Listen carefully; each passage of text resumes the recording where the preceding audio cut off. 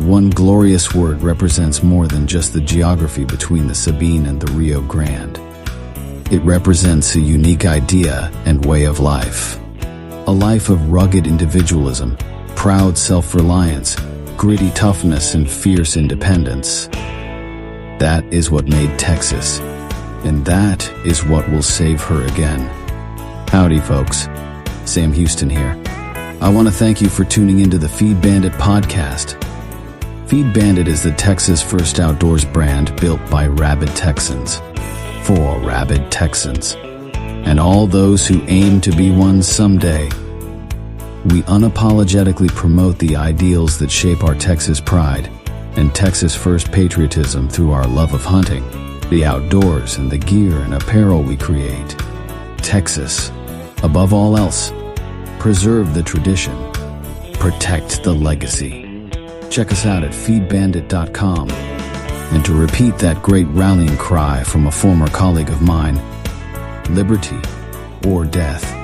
Now, enough of my talking. Here are a couple of bandits that love Texas as much as I do. Enjoy.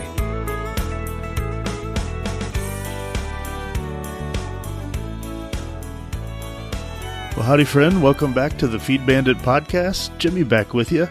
And on this one, we're going to continue our series on Leave the Swamp, where we talk about the future of Texas and what you and I can do to help push her towards greater prosperity, greater opportunities for our children, and all the good things that come with that.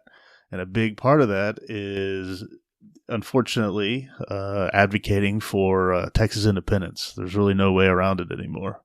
And the last several episodes of Leave the Swamp, we've kind of gone off and done a little potpourri, little subjects here and there, but I wanted to get back in this one to continue our read through the book called TEXIT by Daniel Miller.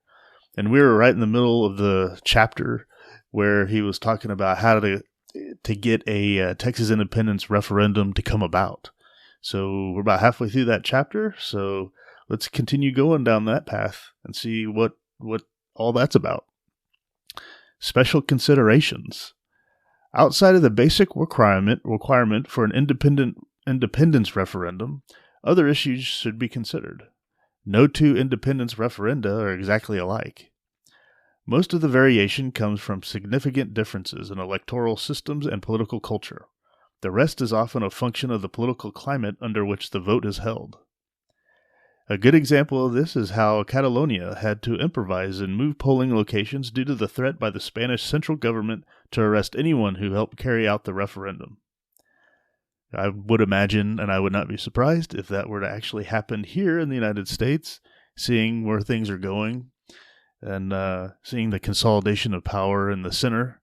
And unfortunately, our current president, President Trump, has made comments about how states are subordinate to the center, and which is completely wrong, considering how states created the center.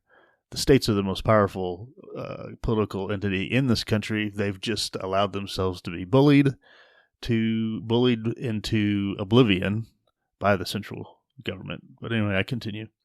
Another was the push in Scotland to lower the voting age to 16, specifically for their independence referendum. Their rationale being that the decision being made would significantly affect this group, and, therefore, they should have a say in making it. In a TEXIT referendum, there are some additional considerations unique to the circumstances of Texas that warrant discussion and possible inclusion in any referendum legislation. The first of these deals with campaign finance. As it stands, Texas has no limits on campaign contributions and campaign spending.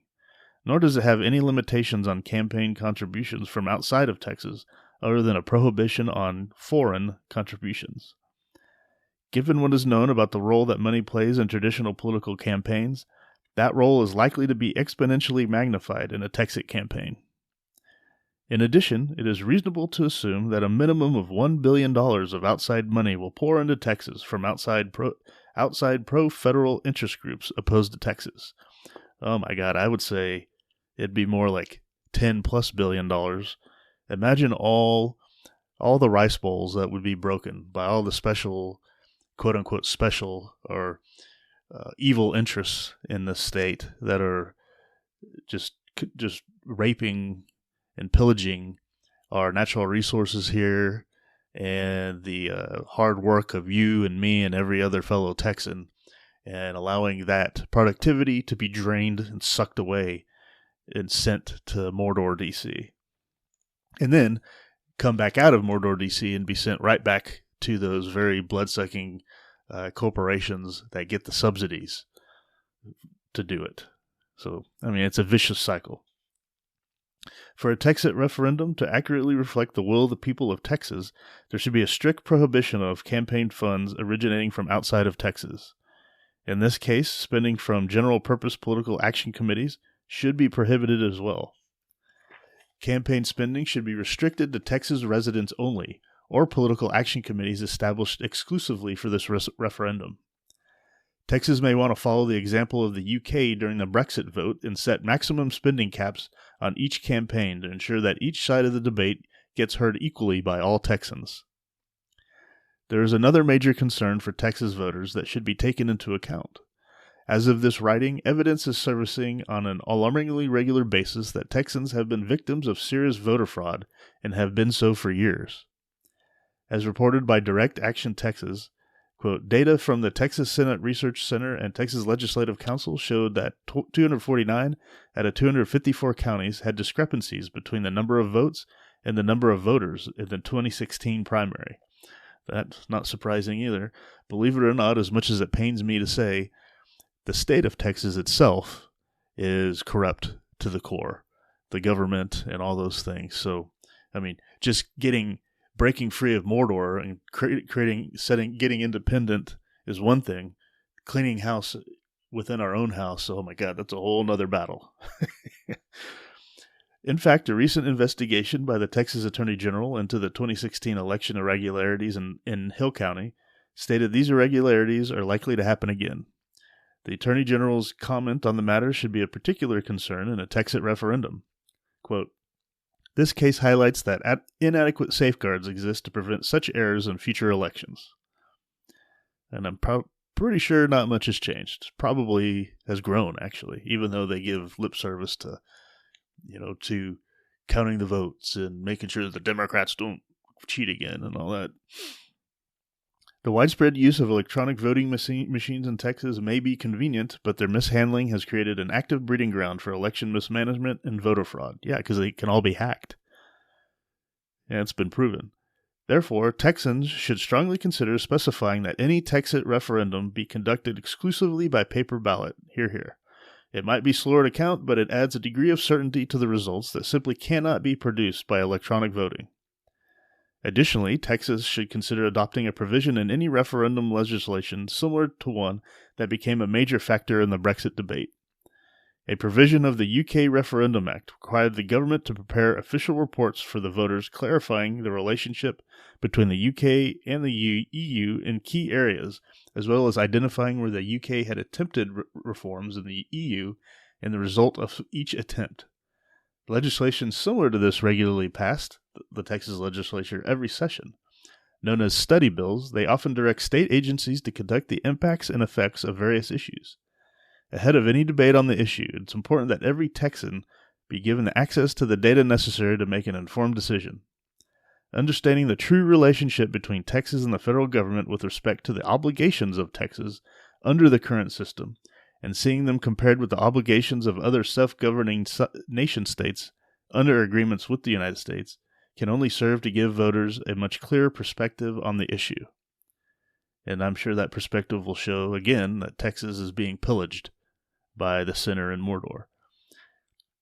It's not even necessary that these studies be part of referendum legislation. They could be passed as standalone items. However, integrating them into a referendum bill make them a part of the process, thereby giving the results an added degree of importance. Texas should strongly consider what could and should happen in the event that individuals or institutions break the law regarding the referendum. The punishment for those who break campaign finance laws currently amounts to a slap on the wrist. The penalties for voter fraud are a bit stiffer. However, in the context of a TEXIT referendum, offenses such as these can have an outsized impact, transforming them from misdemeanors to major crimes against the people of Texas. Yes, because the highest of crimes. Because it impacts everything for a long, long period of time and many generations down the line. Given the passion that currently exists on both sides of the TEXIT issue, which no doubt continue to grow in the lead up to the referendum, the potential is high that some of those who support the status quo may resort to breaking the law in order to scuttle the vote. This is especially true if they sense ahead of the vote that they're going to be on the losing side. In the absence of stronger safeguards and harsher penalties, I would say, it wouldn't be unexpected to see ballot stuffing, voter suppression, voter fraud, and a whole host of other dirty tricks. I mean, can you imagine the ideas that would come up from all these people that have a vested interest in seeing Texas stay as just an administrative region of the United States and having its natural resources continue to be plundered by the federal government? This is going to be a bloody situation. I mean, quote unquote bloody. Hopefully there's no actual blood spilled, but I mean, the passions involved in this thing, it's going to be a wild ride, guys. Therefore, a deterrent to these types of illegal behavior should be included in referendum legislation. Enhancing criminal penalties already in place and enacting criminal penalties for blatant campaign finance violations related to the referendum would be a start. However, some may see criminal penalties as their personal sacrifice to prevent TEXIT. Which, by the way, I thought about it, and I honestly, and I know I'm biased for TEXIT, but I honestly cannot come up with a logical reason why you would not want to TEXIT. It just doesn't make any sense to me. So someone who would sacrifice the most valuable thing to them, which is their time, to possibly go to prison to prevent something like that, it just makes absolutely no sense to me. But I have no doubt people exist like that, and they're insane. Ignorant and insane. So that's going to be who is going to be the passionate ones on that side who are going to have to fight on this battle. So I don't know. It'll be crazy. In that case, it would be prudent to stipulate that if there's any evidence of a significant amount of voter fraud or campaign finance irregularities, an automatic revote will be retriggered, or will be triggered within 180 days of anyone convicted of voter fraud or campaign finance irregularities, should jointly bear the cost of the revote. Or anyone convicted should bear the cost of the revote. Finally, any referendum legislation should include a deadline for negotiations and transition to be completed on key issues subsequent to an affirmative vote for TEXIT. At a minimum, it must include timetables for concrete action from Texas officials. Few things motivate better than a deadline. When Britain triggered Article 50 of the Lisbon Treaty, the treaty that governs the European Union, it initiated a 2-year period for negotiation and transition. Regardless of the outcome of any formal negotiations, at the end of the 2-year period, the UK would no longer be a member of the European Union. This deadline looms large over both bureaucrats and the elected leaders in the UK. It's a prime motivator on both sides to get any outstanding issues in relation to their status as peers worked out in a timely manner, because no deal is still a deal. A TEXIT referendum should be no different. However, there's an important caveat. Unlike the UK's vote to leave the EU, a vote for independence in a TEXIT referendum is a mandate for Texas to begin the process of asserting independence. Although desirable, it does not require the participation or cooperation of any entity outside of Texas. Regardless of the response from the federal government, in the absence of negotiated agreements with the United States, the Texas government should be on a timetable to move forward. Right, so if the people vote and decide we're getting out, and we're out by a certain date, it doesn't matter what the federal government or the United States says. We'll be out, and we'll be independent, and we'll be another nation, raising its head, shoulders above with the world, as Sam Houston says. Sorry, I butchered that quote, but still, it would be in the interest of the United States to negotiate in the meantime. The bill. Ahead of the 2013 2014 legislative session, members of the TNM aggressively lobbied to get a non-binding independence referendum bill filed. The proposed legislation was extremely basic, containing a slew of whereas statements explaining the grievances against the federal government and explaining the constitutional rationale for a vote. But it ended with the words every TEXIT advocate wants to see. And here it is. Therefore, be it resolved by the Senate and House of Representatives of the state of Texas assembled, that a plebiscite be conducted at the next regularly scheduled constitutional amendment election to determine the will of the citizens of the state of Texas regarding the independence of Texas. Be it further resolved that the vote of the citizens on the issue of independence be non-binding and advisory only, that the results of the voting of the citizens of Texas be reported to the governor and the sitting members of the legislature of the state of Texas for further consideration in accordance with the wishes of the citizens of the state of Texas. That the results of the voting also be reported to both houses of the United States Congress and the President of the United States. That the wording of the issue to be placed on the ballot shall be as follows, quote, the state of Texas should reassert its status as an independent nation. All right, nice, I like that. Can you imagine the fight against that? Let's see what he has to say. Notwithstanding the fact that very few people, including elected representatives, are familiar with the term plebiscite, the effect of this legislation... That's funny. The effect of this legislation, if passed, seemed obvious to TEXIT advocates.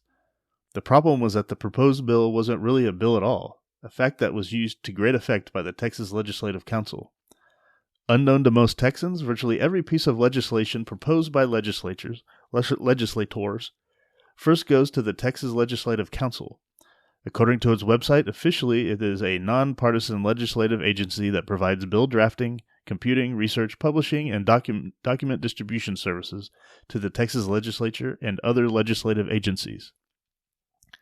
Unofficially, it serves as legislative gatekeeper, formatting and reworking submitted legislation to standardize format and avoid inconsistencies within existing law. In this instance, they assumed the role of the Texas Supreme Court. State Representative James White courageously agreed to file the proposal, and it became House Concurrent Resolution 77. On its face, it was exactly what TEXIT advocates wanted HCR 77 period. There's a period there. HCR 77 spelled out a defense of state sovereignty under both the U.S. and Texas constitutions and highlighted key grievances with the federal government. However, there is one notable exception. The referendum language had been completely stripped out. When challenged with the fact that it now amounted to nothing more than a list of complaints with no substance, White explained that the Texas Legislative Council was concerned that the referendum language would have been illegal and removed it. Illegal with what law? It's a legislation. In retrospect, they were right, but for wrong reasons. The proposed legislation, specifically the language about the referendum, was too generic and lacked any references to existing statute. However, with a much clearer understanding of the process, as well as the current statutory framework, it becomes a simple matter to combine all of these elements to see what an actual Texas Independence Referendum Act would look like. Amazingly, the legislation required to initiate a Texas referendum is incredibly simple when contemplating the large impact it will have. And here it is. I'll just read through this. The Texas Independence Referendum Act, a bill to be entitled, an act to make provision for the holding of a referendum on whether Texas should reassert its status as an independent nation, be it enacted by the state legislature of the state of Texas. Section 1, Title 16 of the Election Code is amended by adding Chapter 279 to read as follows. Chapter 279, Texas Independence Referendum. Subchapter A, Referendum. Section 279.001, the Referendum. Section 1, or Subsection 1. A referendum is to be held on whether Texas should reassert its status as an independent nation or remain a member of the United States. Subsection 2, the referendum shall be held on the next regularly scheduled general election date after the passage of this act and any subsequent general election dates, as called by the governor. A 2/3 vote of the Texas legislature or upon the submission of a petition of Texas voters in accordance with Chapter 172 of the Texas Election Code. 3. The day appointed under subsection 2 must be no later than December 31st. 4. The question that is to appear on the ballot is, in quote, should the state of Texas reassert its status as an independent nation, end quote. 5. The alternative answers to that question that are to appear on the ballot are yes and no. Section 279.002, duty to publish information on the outcome of previous efforts to reform the federal union and assert Texas sovereignty. Subsection 1. The Secretary of State must publish a report which contains, alone or with other material, a statement which details previous efforts by the state of Texas to initiate reform in the relationship between the state of Texas and the federal union, as well as efforts to retain or reassert the sovereignty of the state of Texas, and b. the opinion of the Secretary of State on the success of those efforts. Subsection 2. The report must be published no later than 10 weeks before the scheduled referendum date. 3. A copy of the report published under this section must be submitted to the legislature of the state of Texas, the governor, the lieutenant governor, the Texas congressional delegation, and the President of the United States. Section 279.003. The duty to publish information about Texas membership in the United States. Subsection 1. The Secretary of State must publish a report which contains, alone or with material, a. information about rights and obligations of the state of Texas and its citizens that arise under federal law as a result of Texas membership in the United States, and b. examples of countries that are not part of the United States but do have other arrangements and agreements with the United States, describing in the case of each country given as an example those arrangements. And then 2, report must be published, subsection 2, the report must be published no later than 10 weeks before the scheduled referendum date. And 3, a copy of the report published under this section must be submitted to the legislature of Texas, the governor, the lieutenant governor, the Texas congressional delegation, and the President of the United States. Section 279.004, campaign contributions and expenditures for this referendum. 1. Subsection 1. For the purpose of this referendum, campaign expenditures shall only be made from funds contributed by eligible Texas voters. Only political action committees registered in Texas no later than 6 months after this legislation takes effect shall be allowed to make campaign expenditures. No campaign expenditure can be made from the campaign account of any current or former elected official or from any specific purpose political action committee unrelated to this referendum. All offenses committed under this section in Chapter 253 are enhanced to state jail felonies. Other than these specific provisions, all sections of Chapter 253 apply to campaign contributions and expenditures for this referendum. Section 279.005, Results of the Referendum. The results of the referendum shall be reported first and foremost to the citizens of Texas, to both houses of the United States Congress, and to the President of the United States by the Governor of the State of Texas.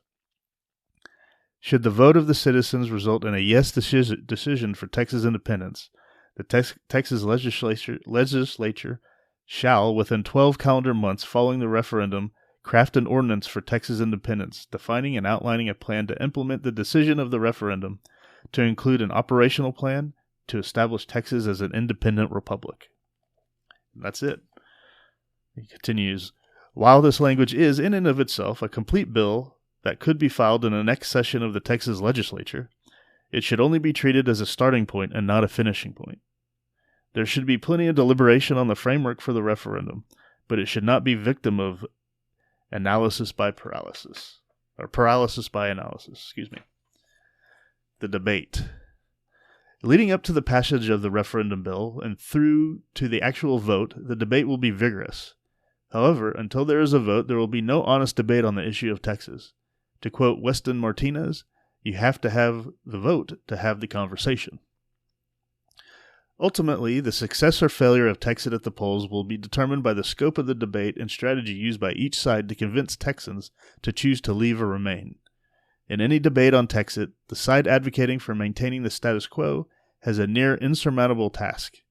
They essentially have to argue that all of the reasons that created enough political momentum to actually have a vote to leave still aren't bad enough to leave. This puts them in an unenviable position of having to dismiss the legislative concerns of virtually every Texan. At a minimum, if they acknowledge that legitimate concerns exist, they have to show that there is a reasonable and viable path to addressing these concerns within the federal system. Again, given the attitude that Texas voters have about the feasibility of reforming the federal system, this puts them at a severe disadvantage. This is why so often you see the advocates of the status quo attempting to redirect the debate to focus voters on the uncertainty posed by abandoning the status quo.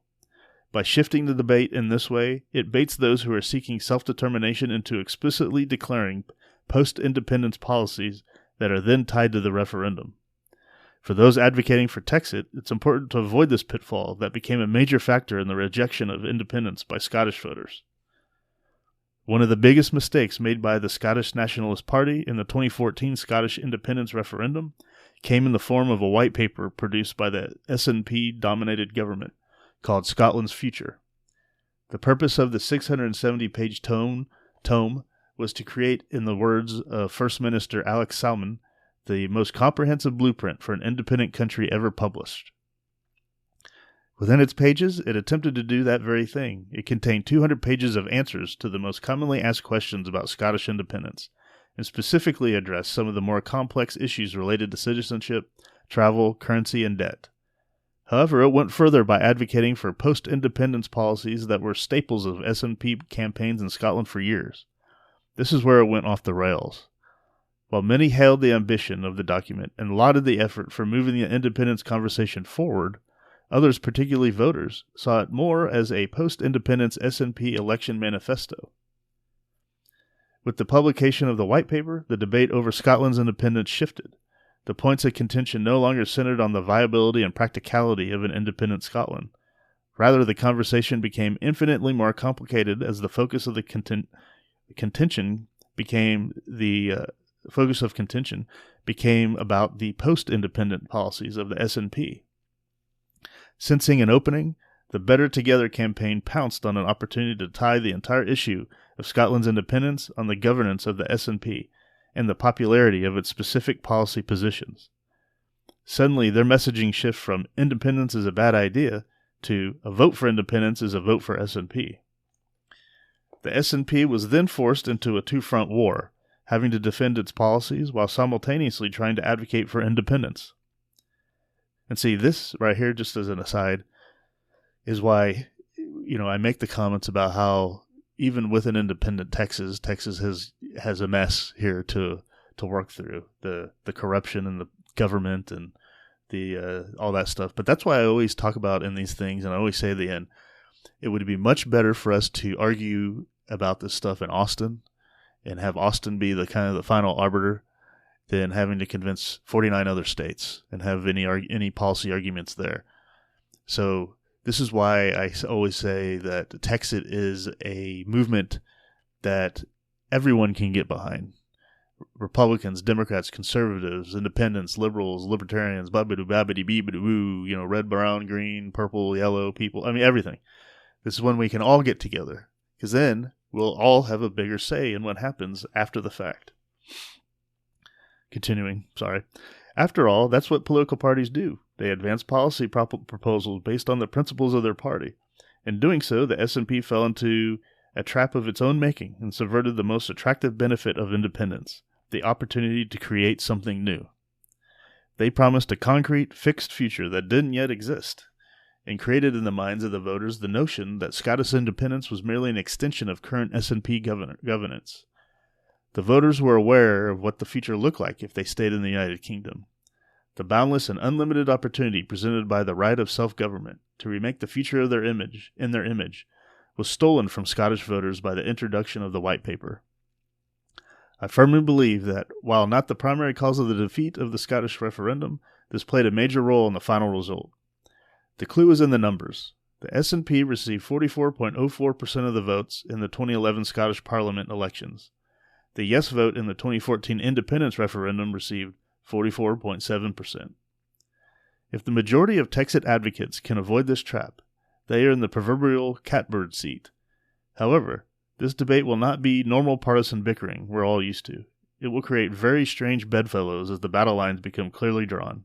Well, that's exactly what I was just saying. For TEXIT to win the debate, it will have to be able to clearly articulate why staying in the Union is no longer an option, and, with exceptional discipline, key in on the opportunity that can exist in an independent Texas, which is what we do here, talking about the future of Texas, promising nothing other than giving Texans the first chance at self-governance in their entire lives and getting rid of that horrible albatross of Washington, D.C. from around our neck, dragging us down into the abyss.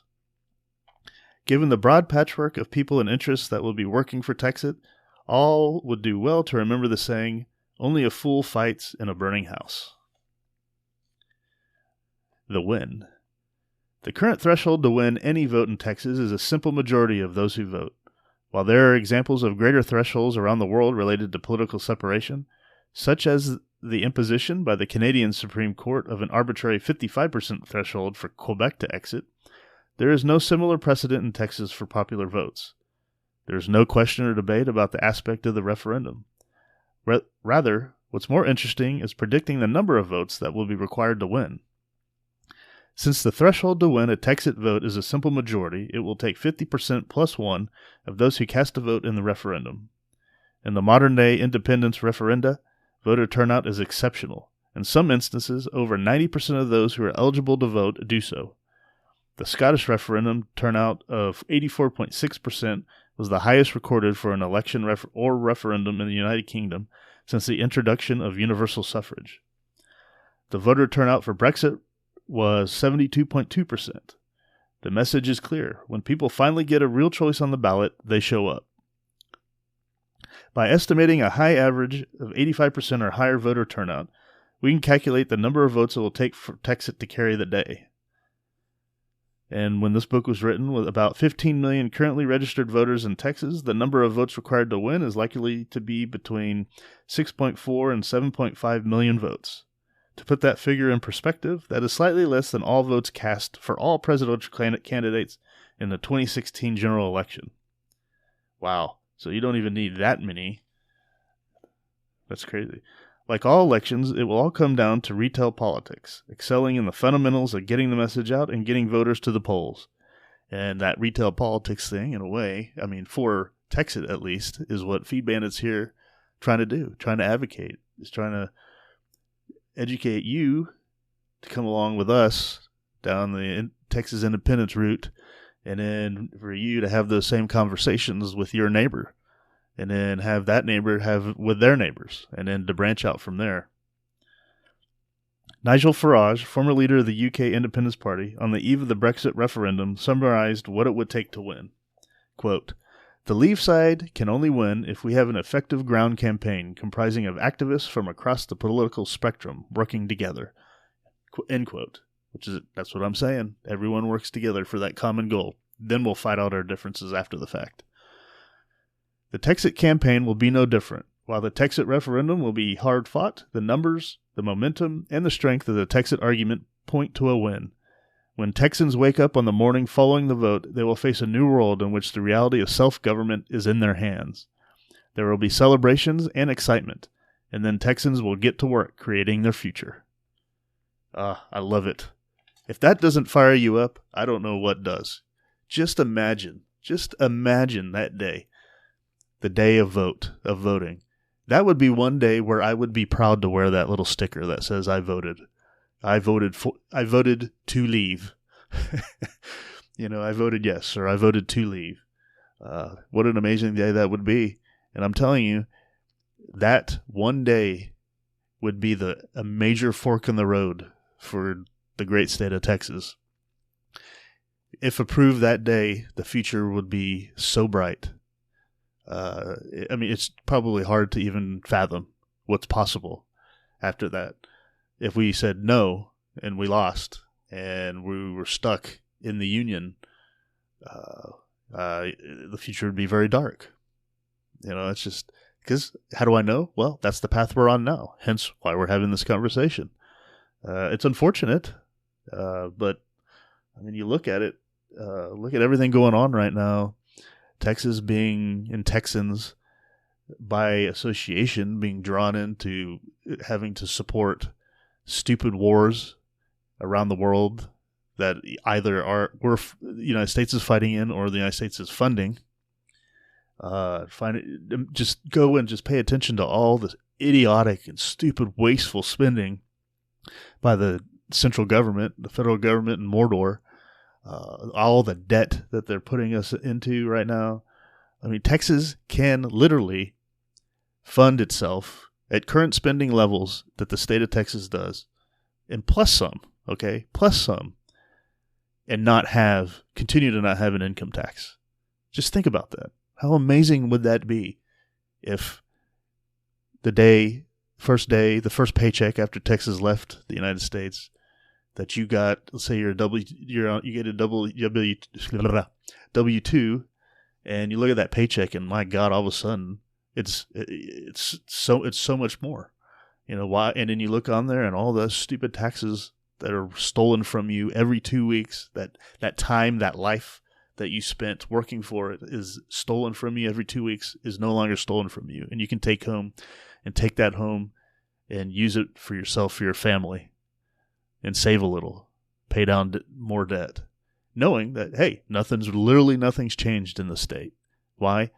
Because the state can fund itself in other ways other than stealing from your hard-earned labor and your time, which you used to spend to earn that money in the first place. Because remember, time is the most precious commodity, most valuable thing to all of us, and we can't get it back.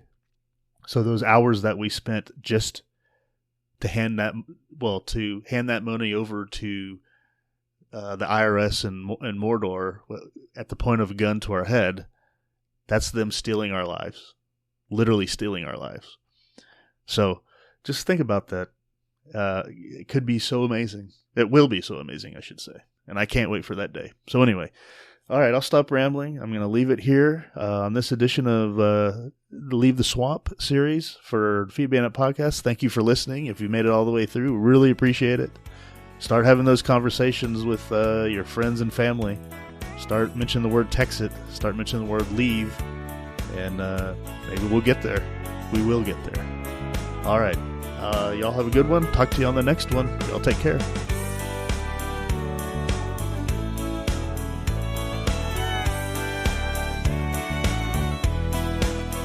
Well, I hope the bandits gave you an interesting episode that either entertained or educated you. Or better yet, both. Hell, I told them this podcasting thing looks harder to do than defeating Santa Anna. So if you would, please help them out by sharing it with all your like-minded friends to help the bandits get the word out. And don't forget to check us out at feedbandit.com and grab some gear and apparel to support the cause of Texas. Remember, Texas, above all else, preserve the tradition, protect the legacy. Finally, as I said some time ago on the eve of the great battle, and I vigorously repeat here again, be men. Be free men, that your children may bless their father's name. Well, fellow bandit, until next time.